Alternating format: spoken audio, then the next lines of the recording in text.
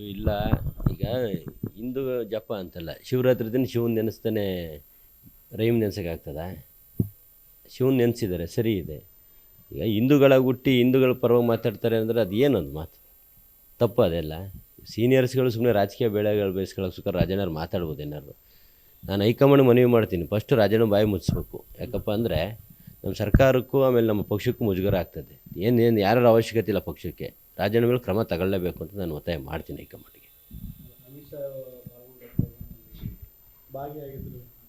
ತಪ್ಪೇನಿದೆ? ಈಗ ಕರೆದಿದ್ದಾರೆ, ಶಿವರಾತ್ರಿ ಮಹೋತ್ಸವ ಕರೆದಿದ್ದಾರೆ, ಹೋಗಿದ್ದಾರೆ. ಸಹಜವಾಗಿ ಎಲ್ಲ ಪಕ್ಷದ ಮುಖಂಡರು, ಅದು ಜಾತೀಯತೆ ಅಥವಾ ಪಕ್ಷದ ಕಾರ್ಯಕ್ರಮ ಅಲ್ಲ.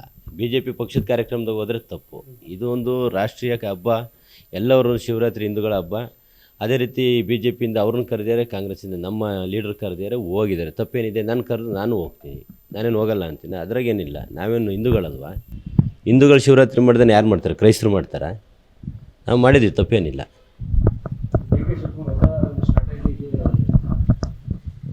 ಹೇಳಿ, ಏನು ಯಾಕೆ ಗಡುವು ಇಲ್ಲ? ಡಿಸೆಂಬರ್ ಒಳಗೆ ಬರೆದಿಟ್ಕೊಳ್ರಿ, ರಕ್ತದಲ್ಲಿ ಬೇಕಾದ್ರೆ ಬರ್ಕೊಡ್ತೀನಿ, ಮುಖ್ಯಮಂತ್ರಿ ಆಗ್ತಾರೆ. ಇದಂತೂ ಡಿಸೆಂಬರ್ ಒಳಗೆ ಆಗ್ತಾರೆ, ರಕ್ತದಲ್ಲಿ ಬರ್ಕೊಡ್ತೀನಿ, ಆಗ್ತಾರೆ, ಬರೆದಿಟ್ಕೊಳ್ರಿ ಅಷ್ಟೇ.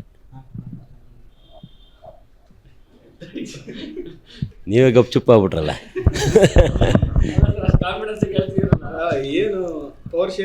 ಓವರ್ ಶೇರಿಂಗ್ ಏನಲ್ಲ. ನಾವು ಕಷ್ಟಪಟ್ಟಿದ್ದೀವಿ, ಕೆಲಸ ಮಾಡಿದ್ದೀವಿ. ನಿಮಗೆ ಮುಂಚಿಂದನೂ ಹೇಳ್ತಾ ಇದ್ದೀನಿ, 0 ಇದ್ದಂಥ ನಮ್ಮ ಲೋಕಸಭೆನ 9 ಸ್ಥಾನಕ್ಕೆ ತಂದಿದ್ದೀವಿ. 86 ಇದ್ದಂಥ ವಿಧಾನಸಭೆನ 140ಕ್ಕೆ ತಂದಿದ್ದೀವಿ. ಇತಿಹಾಸ ಸೃಷ್ಟಿ ಮಾಡಿದ್ದೀವಿ. ಸಂಘಟನೆ ಮಾಡಿದ್ದಾರೆ, ದುಡ್ಡು ಖರ್ಚು ಮಾಡಿದ್ದಾರೆ, ಎಲ್ಲ ರೀತಿಯಿಂದನೂ ಪಕ್ಷಕ್ಕೋಸ್ಕರ ತ್ಯಾಗ ಮಾಡಿದ್ದಾರೆ, ಸಮಾಧಾನವಾಗಿದ್ದಾರೆ. ಅದನ್ನೆಲ್ಲ ನೀವು ವೀಕ್ನೆಸ್ಸು ಅನ್ಕೋಬೇಡಿ. ಹೈಕಮಾಂಡ್ ಅವರೆಲ್ಲ ಮಾಡೋಂಥ ಕೆಲಸ ಕಾರ್ಯಗಳು ನೋಡ್ತಾ ಇದೆ. 100ಕ್ಕೆ 100 ಡಿಸೆಂಬರ್ ಒಳಗೆ ಮುಖ್ಯಮಂತ್ರಿ ಆಗ್ತಾರೆ. ನೀವು ಬರೆದಿಟ್ಕೊಳ್ರಿ, ನಾವು ಬೇಕು ಅಂದರೆ ಇವತ್ತು ರಕ್ತದಲ್ಲಿ ಬರ್ಕೊಡ್ತೀನಿ. ಯಾವ ನೆಟ್ವರ್ಕ್ ಇಲ್ಲ.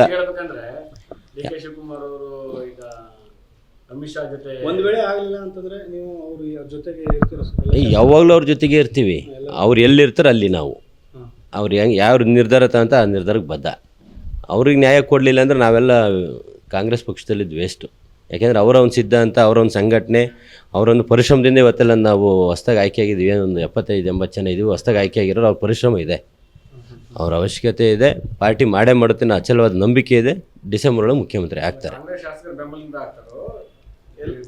ಕಾಂಗ್ರೆಸ್ ಪಕ್ಷ 140 ಜನ ಇದ್ದಾರೆ, ಬೇರೆಯವ್ರ ಅವಶ್ಯಕತೆ ಏನಿದೆ ನಮಗೆ? 140 ಜನ ನಾವೇ ಇರೋದ್ರಿಂದ 140 ಜನದ ಬೆಂಬಲದೊಂದಿಗೆ ಮುಖ್ಯಮಂತ್ರಿ ಆಗ್ತಾರೆ.